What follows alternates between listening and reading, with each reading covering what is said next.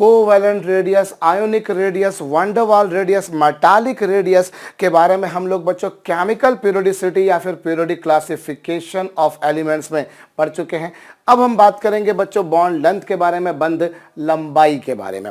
जिन किन्हीं दो chemical species ने बच्चों मिलकर बॉन्ड बनाया है, इमेजिन कीजिए बच्चों कोई दो केमिकल स्पीशीज हैं ए और बी, हो सकता है वो दोनों एटम्स हो सकता है बच्चों वो आयंस हो। जिन दो केमिकल स्पीशीज ने बच्चों मिलकर बॉन्ड बनाया है, उन दोनों के सेंटर्स के बीच की जो डिस्टेंस होती है बच्चों, उन दोनों के केंद्रों के बीच की जो दूरी होती है, उस दूरी को हम लोग कहा करते हैं बच्चों बॉन्ड लेंथ यानी कि बंध लंबाई।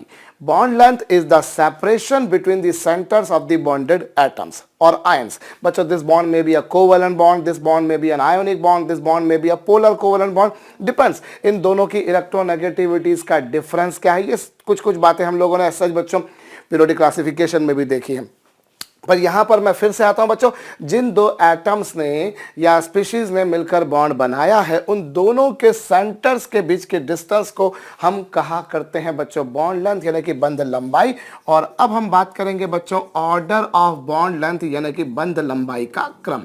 बच्चों कब बॉन्ड लेंथ ज्यादा होती है और कब कम होती है, हम इस बारे में बात करनी है।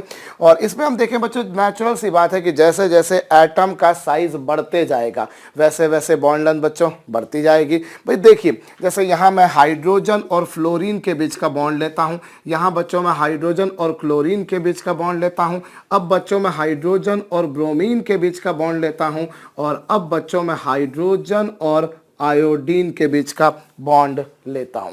अब हो क्या रहा है बच्चों, फ्लोरीन का साइज छोटा है, क्लोरीन का साइज बड़ा है, ब्रोमीन का साइज और बड़ा है, और आयोडीन का साइज और बड़ा है। अरे भाई जैसे जैसे आप ग्रुप में नीचे आते हो वैसे वैसे नंबर ऑफ शेल्स बढ़ते जाते हैं। एक एक्स्ट्रा शेल हर बार एक पीरियड से नीचे दूसरे पीरियड में आने पर बढ़ते जाता है, और इसी कारण से एटम का साइज भी बढ़ते जाता है। और जब एटम का साइज बढ़ेगा बच्चों तो उनके बीच की जो बंध लंबाई है अर्थात उन दोनों के केंद्रों के बीच की जो दूरी है बच्चों वो बढ़ती जाएगी। So this bond is small, this bond is large, this bond is even more large and this bond is even more large.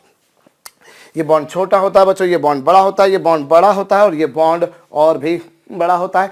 इसी प्रकार से बच्चों अगर मैं फ्लोरीन फ्लोरीन के बीच का बॉन्ड देखूं तो वो छोटा होगा, क्लोरीन क्लोरीन के बीच का बॉन्ड बच्चों बड़ा होगा, ब्रोमीन ब्रोमीन के बीच का बॉन्ड माशा अल्लाह और भी बड़ा होगा, और आयोडीन आयोडीन के बीच का बॉन्ड बच्चों और भी बड़ा होगा।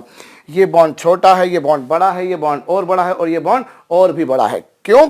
क्योंकि भैया आप फ्लोरीन से जब क्लोरीन पे गए तो साइज बढ़ गया, क्लोरीन से ब्रोमीन पे गए तो साइज और बढ़ गया, और ब्रोमीन से आयोडीन पे गए बच्चों तो साइज और भी बढ़ गया। So as we move downward in the group bond length जो है बच्चों वो नेचुरल सी बात है बढ़ती जाएगी। ये तो एक बात हो गई बच्चों। इसके अलावा हमें ये ध्यान देने वाली बात है कि जो सिंगल बॉन्ड होता है बच्चों वो हमेशा बड़ा होता है, और मल्टीपल बॉन्ड बच्चों हमेशा छोटा होता है। Single bond is always large while multiple bond is always small.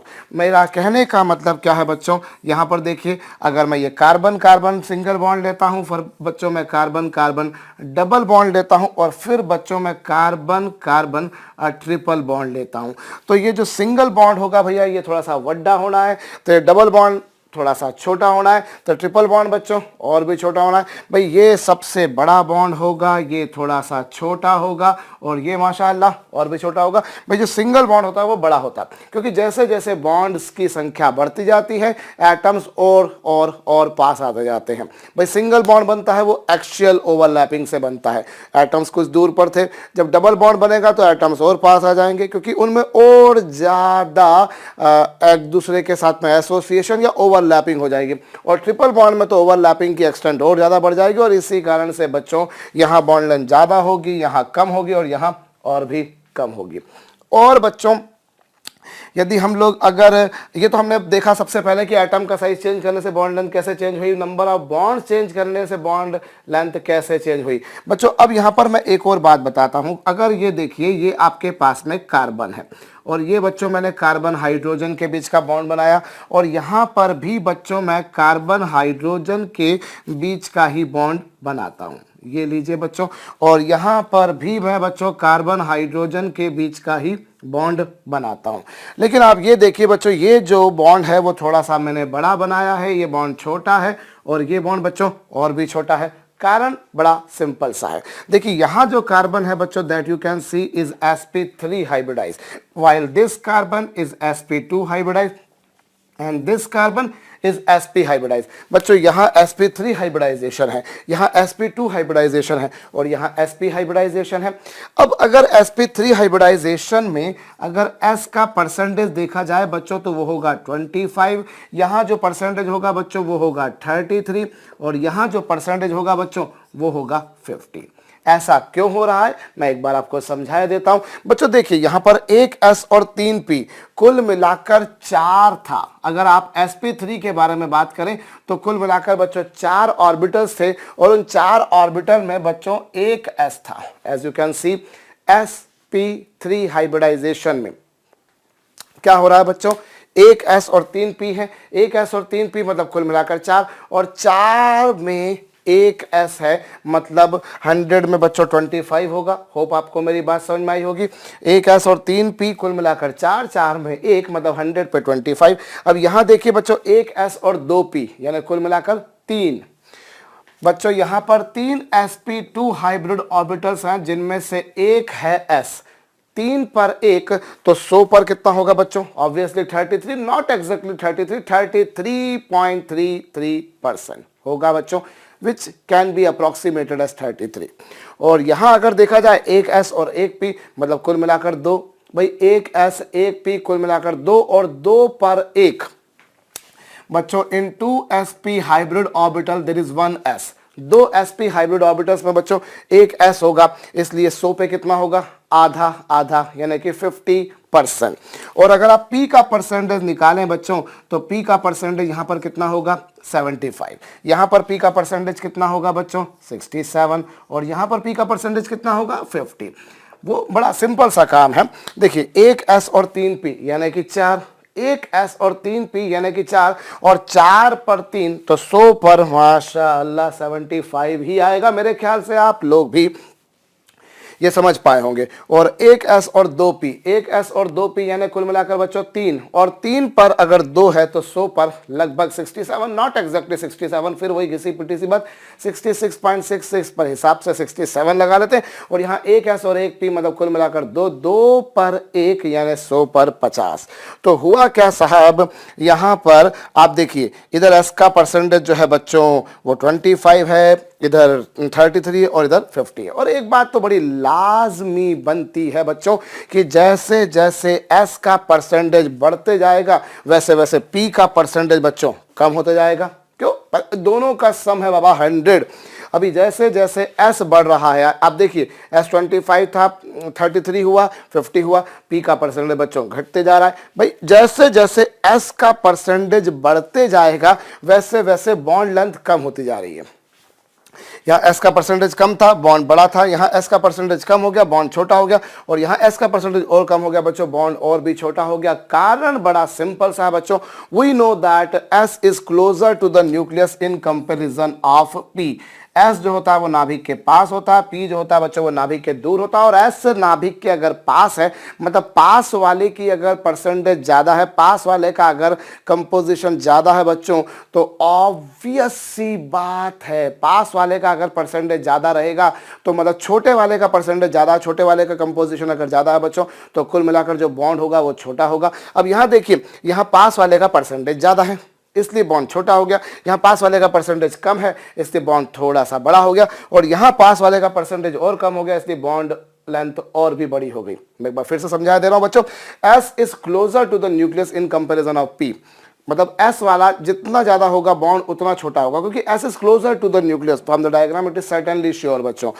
So as the S character is increased, जो क्लोज है न्यूक्लियस के बच्चों उसका साइज बढ़ते जा रहा है, उसका परसेंटेज अगर बढ़ेगा तो बॉन्ड लेंथ बच्चों छोटे वाले की बढ़ेगी, मतलब छोटे वाले का जो रेशो है वो बढ़ेगा, मतलब बॉन्ड लेंथ कुल मिलाकर बच्चों कम होती जाएगी।